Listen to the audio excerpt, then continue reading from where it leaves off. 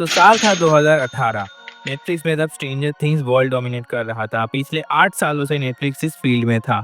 America के बाहर Asia में भी उनका व्यूअरशिप ग्रोथ सरप्राइजिंगली बढ़ रहा था। और इसी ग्रोथ को देखते हुए उनके को सीईओ टेड सरांडोस ने एक डिसीजन लिया, क्यों ना अगला स्ट्रेंजर थिंग्स अमेरिका के बाहर बने।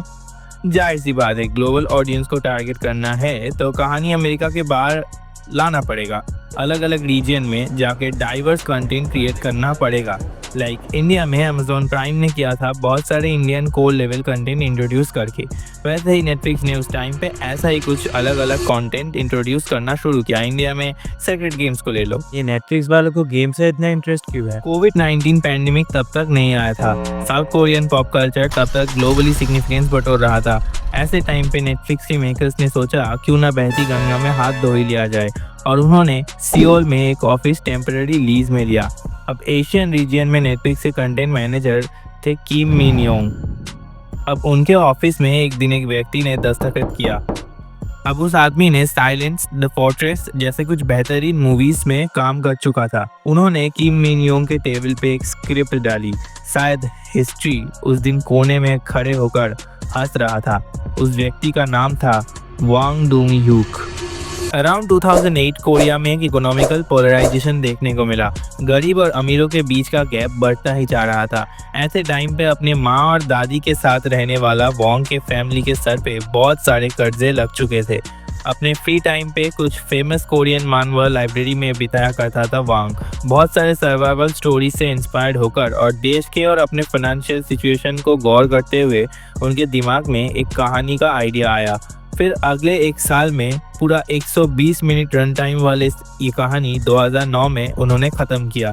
पर प्रॉब्लम तब आई जब साउथ कोरिया के बहुत सारे प्रोडक्शन हाउस उस कहानी को रिजेक्ट कर दिया, इसे बहुत ही अजीब और अनरियलिस्टिक बताते हुए। ऐसे टाइम पे वॉन्ग के पास कुछ करने के लिए नहीं था, ऊपर से फाइनेंशियल क्राइसिस तो था ही, इसलिए उन्होंने अपने स्टोरी से मूव ऑन करना ही पड़ा। काश मैं भी अपनी एक्स से मूव ऑन कर पाता। 2010 में वॉन्ग ने नेटफ्लिक्स को अप्रोच किया। तब तक उन्होंने कुछ बढ़िया फिल्म्स ऑलरेडी बना चुका था।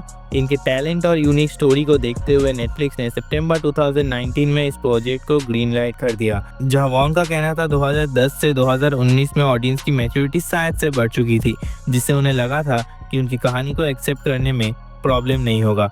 लेकिन इस बार उन्हें अपने 120 मिनट की मूवी की कहानी को और खींच के 9 एपिसोड की शो में कन्वर्ट करना पड़ा, नेटफ्लिक्स के टीम के साथ मिलकर। Which is personally I am so thankful about, वरना ऐसा एक्सपीरियंस शायद ही मिल पाता। जिसके लिए और भी कैरेक्टर्स के stories, motivation, concept, intensity etcetera को एक स्पेस मिला। इनिशियली इस शो का नाम राउंड 6 होने वाला था, क्योंकि स्क्विड गेम ये नाम कोरियंस के लिए अट्रैक्टिव हो सकता था, बट अदर वर्ल्ड इससे कितना रिलेट कर पाते इससे मेकर्स को एक डाउट था। खैर बाद में यूनिक नेम एंड डिज़ाइन को देखते हुए स्क्विड गेम को ही फाइनलाइज किया। सितंबर 1, 2021 ये शो निकल के आया, और सिर्फ आया ही नहीं, स्ट्रेंजर थिंग्स को बीट करके नेटफ्लिक्स के नंबर 1 स्ट्रीम शो बन चुका है आज के डेट पे। लेकिन जैसे हर डाल काला होता है, हर मर्द के पीछे औरत होता है, हर सास भी कभी बहू होता है, वैसे ही स्क्विड गेम के साथ बहुत सारे कंट्रोवर्सीज हुआ है। क्या गंदा एग्जाम्पल दिया मैंने। भाई जब मैंने इसके बारे में रिसर्च कर रहा था तो जो तगड़ा इन्फॉर्मेशन मेरे सामने आया, भाई ली जूंग जे, हमारा प्यारा गीहुन, जितना भी सैक्रिफाइस करके ह्यूमैनिटी बचा रहा हो, असल जिंदगी में ड्रंक ड्राइव एंड असॉल्ट जैसे चार्जेस में। ओ योंग शू, अपना ये पैन पे सुसु करने वाला बुढ़ा, सेक्सुअल हरासमेंट के केस में फंसा हुआ है। ये बुढ़ा तो कैन निकला।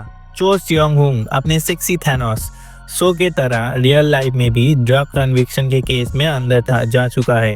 अब हर किसी के सर पे किंग ऑफ बॉलीवुड का हाथ तो नहीं होता। ली जिन ऊक अपने बॉस का बदला लेने वाला गैंगस्टर, सेक्सुअल हैरेसमेंट के चार्जेस से भुगत रहा था। सॉन्ग योंग चैन, ये साला हरामी 10 बिलियन कर्जे वाला, इसको जितनी बार स्क्रीन पे देखा मेरा तो खून खौल गया। रियल में अंडर एज प्रोस्टिट्यूशन के केस में कन्विक्टेड है। इसके अलावा भी चाइल्ड वर्क वाले सीन को देखकर बहुत सारे लोग डायरेक्टर वोंग को ये बोलकर क्रिटिसाइज कर रहा है कि ये तो मैं है, इसलिए चाइल्ड वर्क को अच्छे से एग्जीक्यूट नहीं कर पाया। अरे भाई, अब इसमें भी इन्होंने फेमिनिज्म घुसा दी। अब ऊपर से आधे से ज्यादा लोगों को तो इस फिल्म का कॉन्सेप्ट ही समझ में नहीं आया। थीम क्या है? अबे क्या गांजा फूक रहे थे क्या शो देखते टाइम? डायरेक्टर वांग ने इस शो को बताया है अ स्टोरी अबाउट लूजर। हैं?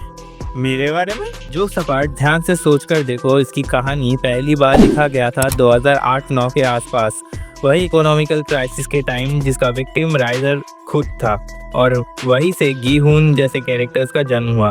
दूसरी तरफ शो के वीआईपीज को एक सन की ग्रीडी कैपिटलिस्ट की तरह दिखाया गया है। अब ये डायरेक्टर अपने अर्ली लाइफ से जहाँ ऐसे क्राइसिस वाले सिचुएशन को एक्सपीरियंस कर रहा है, ऐसे टाइम पे एक डायरेक्टर, एक राइटर ऐसे सिचुएशन को अपनी कहानी में एक्सप्रेस करेगा, यही नॉर्मल है, राइट। एक और चीज जो कि डायरेक्टर ने इस स्टोरी में इंक्लूड किया है, जो कि है कॉर्पोरेट वर्ल्ड और उनका रेस अगेंस्ट टाइम पॉलिसी, वही 9 to 5 जॉब्स एंड स्टफ। मतलब सोच के देखो, कहानी में हर एक प्लेयर्स को रेस के हॉर्सेस की तरह दिखाया गया है, जो सिर्फ पैसे के लिए बस भागे जा रहा है, और उन्हें देखकर वीआईपीस मजे लूट रहा है, just like a horse race court. वो सिंबलिज्म याद है? यहाँ वीआईपीस है सिस्टम के सबसे ऊपर रहने वाले, जिन्हें सबसे मीठा फल मिलता है, और प्लेयर्स है सिस्टम के सबसे नीचे रहने वाले, जिन्हें कुछ बचा कुचा छूटा वो भी बहुत मुश्किल से मिलता है। इस तरह गिहून फ्रंटमैन जैसे कैरेक्टर उस सिस्टम का वो एक्सेप्शन है जो पूरा सिस्टम उखाड़ देने का जज्बा रखता है, जहाँ फ्रंटमैन इस काम से बिछड़ के इसी सिस्टम का एक हिस्सा बन जाता है just because some wrong ideologies. दूसरी तरफ गिहून जो एक मिसाल बन के रह जाता है,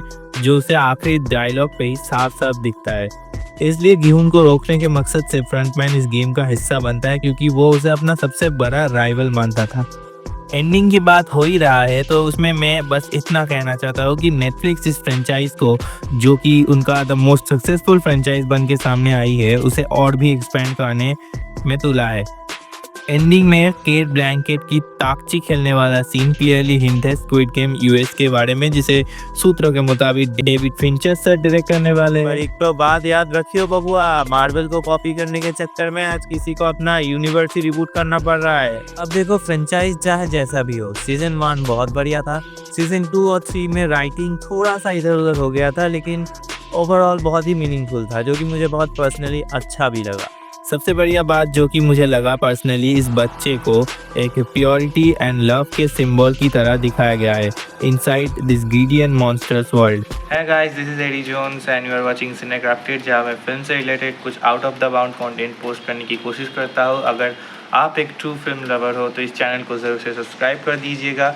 मैं मिलूँगा आगे के कुछ वीडियो में। बाय।